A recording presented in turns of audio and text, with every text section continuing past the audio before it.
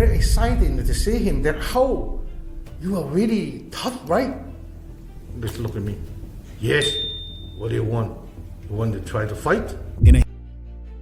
Dans un couloir caché des studios Golden Harvest, deux légendes se sont rencontrées en silence, et ce qui a suivi est devenu l'une des histoires les plus mythiques du cinéma d'arts martiaux. Avant même que Sammo Hung ne devienne une star, Bruce Lee venait juste d'arriver des États-Unis pour une visite sur le plateau. Les gens l'ont présenté « Oh, c'est Bruce Lee, Sammo, blabla !» Et Sammo, déjà impressionné, a répondu « Lui, c'est déjà mon idole !» Le vrai combat entre Sammo Hung et Bruce Lee qui a laissé tout le monde sans voix. Une confrontation qui n'était pas destinée aux caméras. Une simple démonstration qui s'est transformée en un moment d'intensité brute, où vitesse, philosophie et fierté se sont percutés. Était-ce un duel, une leçon ou le passage d'un flambeau? Vous n'allez pas croire ce que Bruce Lee a fait devant Sammo Hung. Musique dramatique, le défi du couloir, Golden Harvest Studios, Hong Kong, 1971. Les néons bourdonnaient au-dessus du couloir alors que le tournage de la journée touchait à sa fin et que l'équipe se dispersait peu à peu. Dans le silence qui a suivi, deux hommes sont restés. Bruce Lee, regard perçant, immobile, Sammo Hung, manches retroussées, prêt. L'air semblait retenir son souffle. Lee s'est légèrement tourné, un sourire discret aux lèvres. « Alors, a-t-il dit, tu voulais voir si j'étais vraiment aussi rapide qu'on le raconte ?» Hung a hoché la tête. « Oui. » Lee s'est mise en garde, voix calme mais chargée d'électricité. « Tu veux essayer ?» Avant même que la pensée ne s'installe, le pied de Lee a fusé. Un flou, un murmure de mouvement qui s'est arrêté à quelques centimètres du visage de Hung. Le coup n'a pas touché, il n'en avait pas besoin, le silence a suivi. Lee a simplement demandé « Alors, comment c'était ?» Hung a expiré, un sourire naissant au coin des lèvres, très rapide. Cet échange bref est devenu une partie du folklore des arts martiaux. Pourtant, aucune caméra n'a tourné. Aucun membre d'équipe n'était témoin officiel. Il ne reste qu'une histoire. Deux maîtres qui ne testaient pas la force de l'autre, mais la limite même de la vitesse humaine. Était-ce une démonstration amicale ou le moment où deux légendes ont mesuré l'éternité en silence?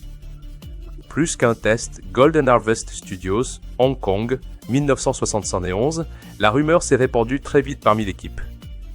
Bruce Lee venait de démontrer sa légendaire vitesse lors d'une brève rencontre dans un couloir avec Sammo Hung. Cascadeurs et techniciens se sont arrêtés net, stupéfaits par la précision et le contrôle de ses mouvements. Même les producteurs, habituellement focalisés sur le planning et les délais, ont tendu l'oreille. Les témoins se souviennent que l'exécution de Lee était presque trop rapide pour être suivie. Coup de pied et frappe portée avec un timing parfait et un minimum de télégraphie. À un peu plus de 30 ans, Bruce Lee était au sommet de sa carrière, déjà icône mondiale grâce à The Green Hornet, Fist of Fury et Way of the Dragon. Son corps portait les marques de décennies de discipline implacable, matin passé au sac lourd, après-midi dédié au sparring et au raffinement du Jeet Kune Do, sa propre philosophie martiale mêlant vitesse, efficacité et adaptabilité. Au-delà de sa puissance physique, l'intensité de Lee venait de son étude profonde de la théorie martiale, de la philosophie et de la mécanique du corps humain, un intellect à la hauteur de sa vitesse et de sa précision. Sammo Hung, de son côté, était une étoile montante issue de la rigoureuse école de l'opéra de Pékin. À 19 ans, il avait déjà enduré des années d'entraînement brutal, maîtrisant acrobatie, contrôle corporel et compréhension disciplinée de la douleur et de l'équilibre. En s'avançant ce jour-là pour rencontrer Lee, l'intention de Hung n'était pas de revendiquer la gloire, mais de tester la vérité de la légende autour de la vitesse et du talent de Bruce Lee. Sa curiosité et son respect pour la maîtrise ont défini la rencontre, préparant le terrain pour un moment bref mais inoubliable dans l'histoire des arts martiaux. Selon le propre souvenir de Hung, leur rencontre n'était jamais censée être un combat. Contact léger, expliquera-t-il plus tard. Une démonstration. Une démonstration. C'était, selon lui, presque décontracté, un moment entre professionnels, un test de mesure et de contrôle. Mais pour ceux qui se trouvaient à proximité, l'atmosphère n'avait rien de décontracté. Dès l'instant où Lee s'est mis en garde, l'air s'est comme resserré. Un témoin dira plus tard, « C'était comme regarder un ressort enroulé qui attend d'être libéré. Chaque muscle, chaque nerf était prêt. Puis, dans un flou que personne n'a pu voir entièrement, le pied de Lee a jailli, droit, précis, contrôlé. Le coup s'est arrêté à quelques centimètres du visage de Hung. Il n'a pas touché, mais le vent du mouvement a effleuré sa peau. Des souffles coupés ont fusé parmi les rares spectateurs. Le temps, pendant cette fraction de seconde, a semblé s'arrêter. Lee a reculé sans un mot. Hung a cligné des yeux, puis a hoché la tête. Très rapide, a-t-il dit. La seule réponse de Lee fut un demi-sourire silencieux. Hung racontera plus tard cette anecdote à un jeune Jackie Chan, en la qualifiant de « à égalité ». Ce n'était pas du déni, c'était de l'humilité. Hung savait ce qu'il avait vu. Ce n'était pas de la force brute ni de la domination, c'était de la maîtrise. Et pourtant, dans le monde des arts martiaux, dire qu'un test est à égalité est déjà un acte de respect profond. Une ne concédait pas la défaite. Il reconnaissait une égalité d'esprit, sinon de vitesse. Pour le monde extérieur, c'était un simple test de sparring. Mais à l'intérieur de ce petit cercle de témoins, ça ressemblait à quelque chose de bien plus grand. Deux générations d'arts martiaux qui se rencontrent en un instant, testant non seulement la technique mais la philosophie. Le défi de lait, tu veux essayer, n'était pas une provocation ni de l'arrogance, c'était une invitation à comprendre. Parce que pour Lei, chaque démonstration était un dialogue, une façon de communiquer une idée que les mots ne pouvaient pas porter. Ce coup de pied n'était pas juste un mouvement, c'était un message. C'était Lei qui disait « Voilà ce que ça signifie d'être présent, de frapper avant la pensée, de vivre dans le mouvement. » Mais si ce n'était qu'une démonstration, pourquoi chaque témoin s'en souvient-il comme d'un combat? Pourquoi l'air s'est-il épaissi? Pourquoi les cœurs se sont-ils emballés? Pourquoi ce moment s'est-il gravé dans la mémoire, comme si quelque chose de profond s'était produit? Qu'est-ce que Bruce Lee voulait vraiment que Sammo Hung ressente dans cet éclair de vitesse? Était-ce une leçon sur la puissance, ou une prophétie silencieuse sur la façon dont l'art lui-même doit s'adapter pour survivre? Filmer le combat qui n'était pas réel, le plateau de Golden Harvest bourdonnait de tension.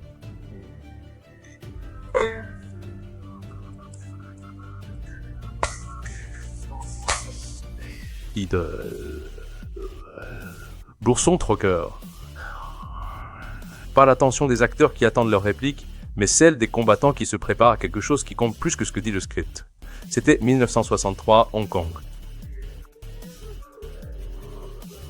Mo Chu et sa humble process, l'accord de quai.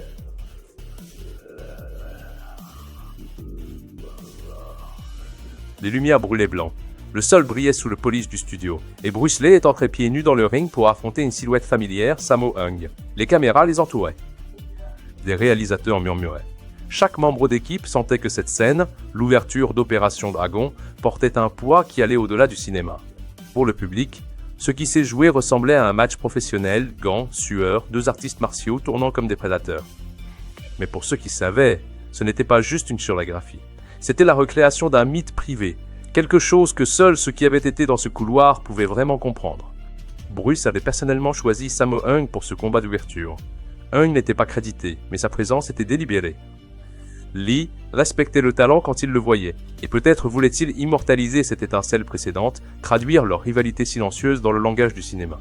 Devant la caméra, Bruce bougeait avec ce claquement surnaturel, une vitesse que même les bobines haute vitesse peinaient à capturer.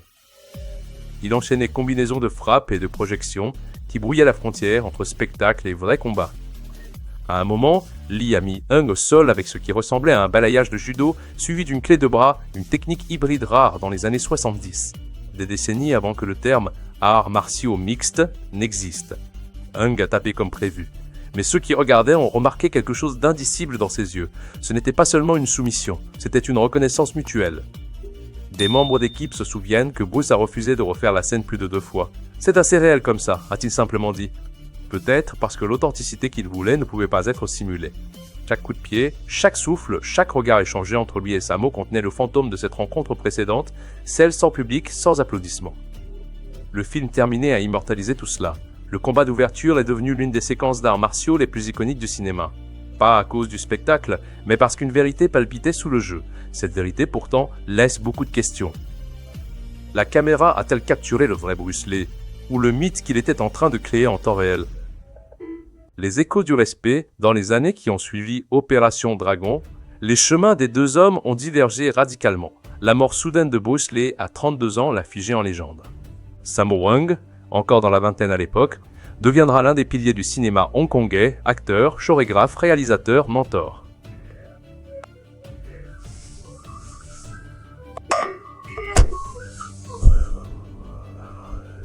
Mentor en acétite, tous de Gardon, Lavouik, de Gardon, corps dans la vingtaine à l'époque tuée. En le probadant, l'être sans disconscient et en médicide, mentor, de Gardon. Mais dans chaque interview, quand le sujet de Bruce arrivait, son ton changeait. Il ne se vantait jamais, il n'exagérait jamais. Au contraire, il parlait avec l'équilibre prudent de quelqu'un qui sait que la vérité ne peut jamais être entièrement capturée par une caméra. C'était à égalité, répétait Hung des années plus tard en décrivant cet échange dans le couloir. Contact léger, une démonstration, mais ceux qui se trouvaient à proximité raconte une autre histoire. Il parle d'un flou de mouvement, des jambes de Hung qui tremblaient après la rafale terminée, d'un silence qui a suivi tandis que tout le monde assimilait ce qu'il venait de voir. Si Hung s'est senti surpassé, il ne l'a jamais dit. Et peut-être que c'était la forme la plus profonde de respect. Parmi les artistes martiaux, la reconnaissance ne passe pas toujours par la victoire. Parfois, elle passe par la retenue, la volonté d'admettre quand la philosophie de quelqu'un a touché la vôtre. Pour Hung, Bruce n'était pas juste un combattant, c'était un visionnaire. Il a ouvert la porte, a-t-il dit un jour. Il a fait voir au monde ce que les arts martiaux chinois pouvaient être. Ce sentiment a résonné pendant des décennies, alors que Hung lui-même aidait à façonner la génération suivante. Jackie Chan, Juan, Biao et bien d'autres qui redéfinivaient l'action hongkongaise dans les années 80. Et pourtant, la légende de cette rencontre dans le couloir continuait de le suivre. Les fans débattaient sans fin, Bruce a-t-il dominé Sammo ? Y avait-il un vainqueur clair, ou était-ce vraiment, comme Hung l'a dit, à égalité ? Ce que la plupart ont raté, c'est que dans la culture des arts martiaux, l'égalité n'est pas de la médiocrité. C'est de l'harmonie. Ça signifie que deux esprits ont reconnu la profondeur de l'autre, se sont rencontrés un instant et sont repartis changés. Le respect de Hung allait au-delà des mots. Quand Opération Dragon est sorti après la mort de Bruce, Sammo aurait regardé la scène d'ouverture en silence, la même où il s'était affronté en combat simulé. Certains disent qu'il a pleuré. D'autres qu'il a simplement souri, en réalisant que l'homme contre lequel il s'était testé avait transcendé le combat lui-même.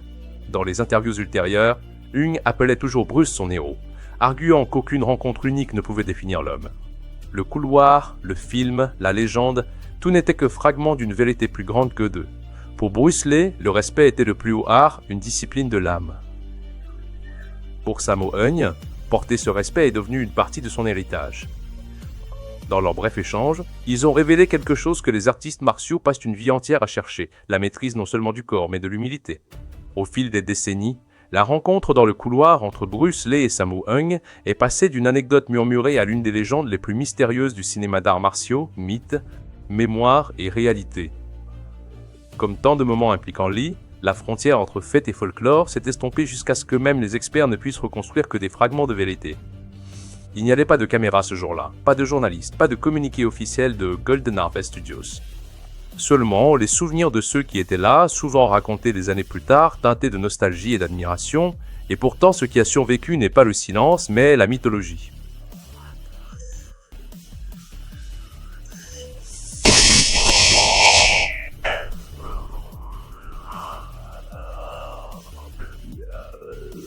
Bon,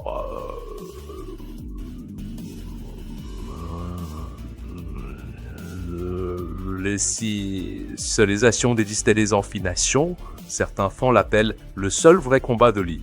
D'autres affirment que c'est impossible, que l'histoire a dû être déformée par les innombrables récitations. Sur les forums d'arts martiaux et les threads Reddit, l'histoire persiste sous différentes versions. Un utilisateur a écrit un jour, devenu célèbre, apparemment Sammo dit qu'il a défié Lee une fois, la seconde d'après, je regardais le plafond et la tête de Bruce est apparue dans mon champ de vision. Cette citation, vraie ou non, est devenue une sorte d'écriture sacrée sur Internet, citée, débattue, réinterprétée. Mais les sources sérieuses, y compris les historiens du cinéma moderne et des sites comme Screen Rant, offrent un contrepoint sobre. La rencontre n'était pas un combat au sens classique. Pas d'arbitre, pas de gants, pas de rounds. Ce n'était pas un combat, c'était du contact, un test, un dialogue entre deux pratiquants qui parlaient par le mouvement plutôt que par les mots. La vérité, s'il y en a une, se trouve quelque part entre les deux, dans cet espace liminal où les arts martiaux transcendent le sport pour devenir philosophie. Lee, éternel professeur, a peut-être orchestré la rencontre comme une forme de démonstration, testant non seulement le temps de réaction de Sammo Hung, mais sa compréhension du timing, du rythme et de la conscience. C'était, en essence, une expérience d'énergie, le jet Kundo dans sa forme la plus pure et la plus brute, mais ceux qui y ont assisté ont vu autre chose. Ils ont vu une explosion de mouvement trop rapide pour être décrite, un éclair de lumière qui semblait briser l'air lui-même. Certains disent que le pied de Lee a fusé avant que Hung puisse réagir. D'autres disent que Hung a bloqué de justesse avant d'être balayé. Personne ne s'accorde sur la séquence, seulement sur le silence qui a suivi. En l'absence de preuves, l'imagination a fait le reste. Avec le temps, cette brève démonstration s'est transformée en légende, Lee mettant au tapis la future star d'action avec une vitesse surnaturelle, Hung concédant gracieusement. Lee, souriant, tendant la main, le plafond, le regard, l'humilité, tout est devenu des détails cinématographiques dans une histoire qui n'a jamais été filmée. Même les interviews ultérieures de Hung, prudentes et respectueuses, n'ont fait qu'approfondir le mystère. Il n'a ni nié ni embelli. C'était à égalité, répétait-il, comme pour garder le souvenir scellé dans ses justes proportions. Mais ses yeux, dans les vidéos et les transcriptions, portaient quelque chose d'indicible, un mélange de révérence et d'admiration. Le manque de clarté garde l'histoire vivante. Si elle était parfaitement documentée, elle serait terminée, archivée, catégorisée, oubliée. Au lieu de cela, elle respire, se reforme à chaque récit, reflétant ce dont chaque génération a besoin, Bruce Lee comme le maître qui pouvait terminer un combat avant même qu'il ne commence. L'enseignant qui ne gaspillait jamais un mouvement. Le philosophe qui utilisait le combat comme langage. Nous restons avec des questions, pas des conclusions. Bruce Lee a-t-il orchestré la rencontre pour prouver un point sur l'humilité, la préparation, la vérité dans le combat? Sammo Hung s'est-il aventuré dans quelque chose qu'il avait sous-estimé, ou simplement entré dans l'histoire? Quand mythe et mémoire fusionnent si complètement, la vérité devient un miroir, reflétant non pas ce qui s'est passé, mais ce que nous voulons croire. Mais quelle était la lignée d'un tel mythe? Et de cette légende? Les conséquences invisibles, longtemps après que le couloir se soit vidé et que le son de cet échange fulgurant se soit dissipé, les échos de la rencontre ont continué à façonner des destinées. Ce n'était pas simplement une question de qui a frappé en premier ou qui a cédé, c'était une question de ce qui a changé ensuite. En 1972, Bruce Lee évoluait déjà bien au-delà de l'orthodoxie traditionnelle des arts martiaux. Le Jeet Kune Do parlait de liberté, intercepter l'intention de l'adversaire, dissoudre la rigidité, utiliser ce qui marche et jeter le reste. Dans cette brève interaction avec Sammo Hung, il l'a démontré non pas en théorie, mais en mouvement vivant. Pas de garde fixe, pas de forme préétablie, seulement flux, réaction, instinct. Quelques mois plus tard, quand le tournage d'Opération Dragon a commencé, la séquence d'ouverture entre Lee et Hung n'était pas juste une scène de combat, c'était un plan. Lee a combiné frappe rapide, balayage et soumission au sol. Une synthèse de kung-fu, judo et boxe occidentale. Des décennies avant l'émergence des arts martiaux mixtes, cette fusion de disciplines prédisait silencieusement l'évolution du sport de combat moderne. Cette scène est aujourd'hui vue comme prophétique.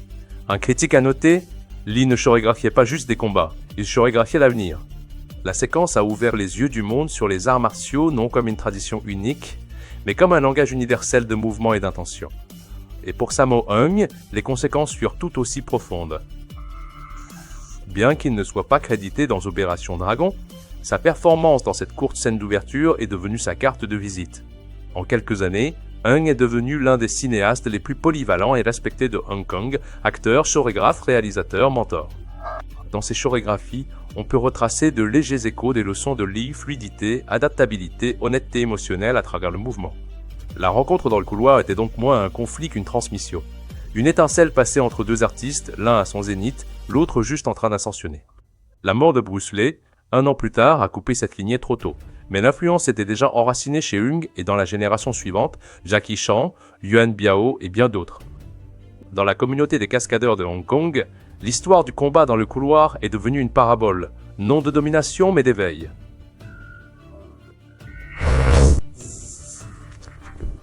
Même la phrase attribuée à Bruce ce jour-là, tu veux essayer, reste chargée de double sens. En surface, ça sonne comme un défi, mais dans le contexte, ça ressemble plus à une invitation.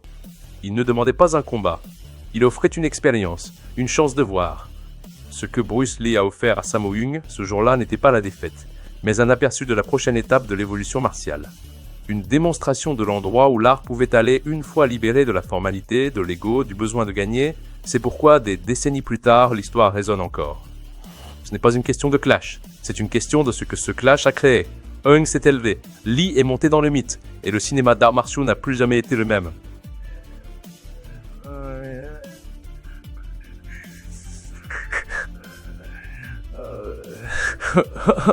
À l'ébarcation de Crapaud de Net. Patient de quoi? Et découvert nouveau. Si le vrai combat n'était pas une question de victoire, mais d'héritage, alors peut-être que Bruce Lee n'a jamais arrêté de se battre. La question est, quelle idée a-t-il planté ce jour-là? Et sommes-nous encore en train de vivre dans son ombre? La cloche finale silencieuse, il n'y a pas eu de verdict officiel. Pas d'arbitre pour lever un gant, pas de foule. Juste 2 hommes et un couloir sombre. Pourtant, ce qui est sorti de ce moment était plus fort que des cris. Humilité, respect, démonstration silencieuse. Bruce Lee a quitté le monde en 1973. Sammo Hung a continué à façonner le cinéma d'action pendant des décennies. Leurs chemins se sont croisés pendant une seconde fugitive. Et pourtant, cette seconde résonne encore. À la fin, peut-être que chacun est reparti victorieux à sa façon, Lee prouvant sa vitesse, Hung l'ayant reconnu, et le monde est resté sans voix. Au final, Bruce Lee testait-il la compétence de Sammo Hung, ou testait-il la compréhension du monde sur ce que les arts martiaux pouvaient signifier au-delà du combat lui-même? Dites-nous ce que vous en pensez dans les commentaires. Merci d'avoir regardé, à très bientôt.